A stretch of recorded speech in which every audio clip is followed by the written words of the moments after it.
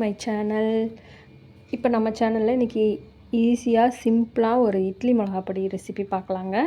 வாங்க. இப்போ அதுக்கு தேவையான பொருள் வந்துட்டு கடலைப்பருப்பு, உளுத்தம்பருப்பு, பூண்டு, எள், கல்லுப்பு, பெருங்காயம், பச்சை கருவேப்பிலை, காஞ்ச மிளகாலாம் எடுத்துருக்கேங்க. இப்போ இதோட அளவுகள் என்னன்னு பார்த்தீங்கன்னா 2 கப்பு உளுந்து, அதே கப்பில் வந்து 1 கப்பு கடலைப்பருப்பு, அப்புறம் வந்துட்டு காஞ்ச மிளகாய் 20, 10 பல் பூண்டு, தேவையான அளவு கல்லுப்பு, 1 டேபிள் ஸ்பூன் வந்து எள், பெருங்காயம் 1 டேபிள் ஸ்பூன், 2 ஸ்ப்ரிங்கு வந்து பச்சை கருவேப்பிலை எடுத்திருக்கேன், கூட நல்லெண்ணெய் எடுத்திருக்கேன். இப்போ அது பார்த்திங்கன்னா இப்போ வந்து நம்ம அடுப்பில் வெறும் வாணலியை வச்சுக்கலாங்க. இப்போ வாணலி சூடானதும் வந்துட்டு ஃபஸ்ட்டு வந்துட்டு நம்ம வெறும் கடாயில் வந்துட்டு எள்ளை வறுத்து எடுத்துக்கலாம். ஸ்லோ ஃப்ளேமில் தான் வறுத்தெடுக்கணும். இப்போ பாருங்கள், நான் ஸ்லோ ஃப்ளேமில் வச்சு தான் வறுக்கிறேன். இட்லி மிளகாய் பொடி மட்டும் வந்துட்டு எப்போவுமே ஸ்லோ ஃப்ளேமில் வச்சு வறுங்க. ஸ்லோ ஃப்ளேமில் வச்சு வறுக்கும்போது என்ன ஆகும்னா உங்களுக்கு வந்து அதோட வாசம் வந்து நல்லாயிருக்கும். அந்த வாசம் அதிகமாக வர வர அந்த பொடி வந்து சாப்பிட்றதுக்கு நல்ல டேஸ்ட்டாக இருக்கும். இப்போ பாருங்கள், நான் ஸ்லோ ஃப்ளேமில் வச்சுட்டு எல்லாம் வந்து வறுத்து எடுத்துட்டேன். அதுக்கப்புறம் பார்த்திங்கன்னா கல்லுப்பையும் வறுத்துக்கலாம். அப்போ தான் அதில் இருக்கிற ஈரத்தன்மைலாம் போகும். இப்போ அதையும் வறுத்து எடுத்துக்கலாங்க. இப்போ கல்லுப்பை வந்துட்டு நல்லா வறுத்து எடுத்துட்டு அதுக்கப்புறம் வந்துட்டு பச்சை கருவேப்பிலையை வறுத்துக்கலாம். இப்போ வெறும் வாணலியில் வந்துட்டு நம்ம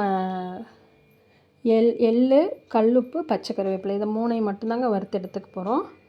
அப்புறம் எல்லாமே எண்ணெய் விட்டு தான் வறுக்கணும். இப்போ பாருங்கள், நான் பச்சை கருவேப்பிலையை வறுத்து எடுத்துகிட்டு அதுக்கப்புறம் பார்த்திங்கன்னா எண்ணெய் விட்டுக்கலாம். எண்ணெய் விட்டுட்டு கடலைப்பருப்பு போட்டுக்கலாம். கடலைப்பருப்பு போட்டு 1 டேபிள் ஸ்பூன் நல்லெண்ணெயில் தான் வறுக்கணுங்க. நல்லெண்ணெயில் வறுக்கிறது அந்த வாசனை வரும்போது வந்துட்டு அந்த இட்லி மிளகா பொடிக்கு வந்து இன்னும் டேஸ்ட்டாக இருக்கும். இப்போ பாருங்கள், நல்லெண்ணெய் 1 டேபிள் ஸ்பூன் விட்டு நல்லா வறுத்துக்கலாங்க. இதை சிம்லேயே வச்சு நல்லா அந்த கடலைப்பருப்போட வாசம் வந்து வர்ற வரைக்கும் வறுத்துக்கலாம். கொஞ்சம் லேட் ஆகும், ஆனால் வந்து சிம்மில் வச்சு பண்ணும்போது அதோடய டேஸ்ட்டு நல்லாயிருக்கும். ரொம்ப நாளைக்கு இருக்கும் பொடி, நல்லா கெட்டு போகாமல். அதுக்கடுத்து வந்து உளுந்து எடுத்துக்கலாம். உளுந்தையும் அது போல் வறுத்துக்கலாங்க. உளுந்தை வந்து வறுத்து தனியாக வச்சுக்கலாம். கடலைப்பருப்போடு போட வேணாம். நம்ம உளுந்தை வந்து தனியாக வறுத்து எடுத்து வச்சுக்கலாங்க. அதே போல் வந்து பூண்டுக்கு வந்து ஒரு 2 டேபிள் ஸ்பூன் எண்ணெய் எச்சாவே விட்டுட்டு நல்லா வறுத்து எடுத்துக்கலாம். பூண்டை வந்து நல்லா அப்படி கையில் ஒடிகிற மாதிரி வறுத்துருங்க. சாஃப்ட் இல்லாமல் வறுத்துக்கணும். இப்போ வந்துட்டு என்னென்னா பூண்டு, உளுந்தெல்லாம் தனியாக வச்சுக்கலாம். பெருங்காயம் இதை 3 தனியாக எடுத்து வச்சுக்கலாங்க வறுத்துட்டு. இப்போ நம்ம வந்து காஞ்ச மிளகாய், கடலைப்பருப்பு, கருவேப்பிலை இதெல்லாம் ஃபஸ்ட்டு வந்து மிக்ஸி ஜாரில் போட்டு அரைச்சி எடுத்துக்கலாங்க. அரைச்சி எடுத்துக்கலாம். ஒரு கோர்ஸ் பவுட்ரை அரைச்சதுக்கு அப்புறம் வந்துட்டு நம்ம இந்த உளுந்தை சேர்த்து அரைச்சிக்கலாம். ஏன்னா கடலைப்பருப்பு வந்து கொஞ்சம் பெருசாக இருக்கும். அதனால் வந்து ஃபஸ்ட்டு கடலைப்பருப்பு, காஞ்ச மிளகாய் இதெல்லாம் அரைச்சி எடுத்துக்கலாம். இப்போ அதுக்கப்புறம் வந்து உளுந்து சேர்த்திக்கலாம். உளுந்து சேர்த்திட்டு உளுந்து, பெருங்காயம் இதெல்லாம் சேர்த்து பூண்டு இதெல்லாம் சேர்த்து அரைச்சிக்கலாங்க. பூண்டு வந்து உங்களுக்கு பிடிக்கும், பூண்டோட ஃப்ளேவர் எங்களுக்கு பிடிக்கும்னா சேர்த்துக்குங்க. இல்லைன்னா பூண்டை மட்டும் ஸ்கிப் பண்ணிடுங்க. இது எல்லாத்தையும் நல்லெண்ணெயிலே வறுத்துடுங்க, அதுதாங்க முக்கியம்.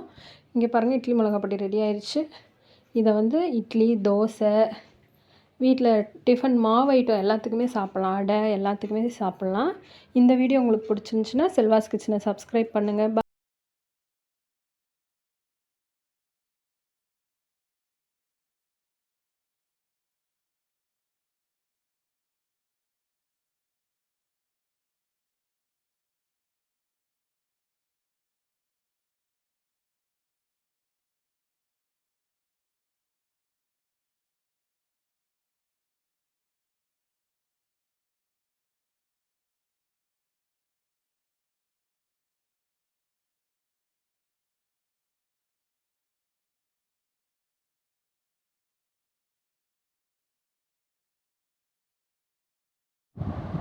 Bye friends.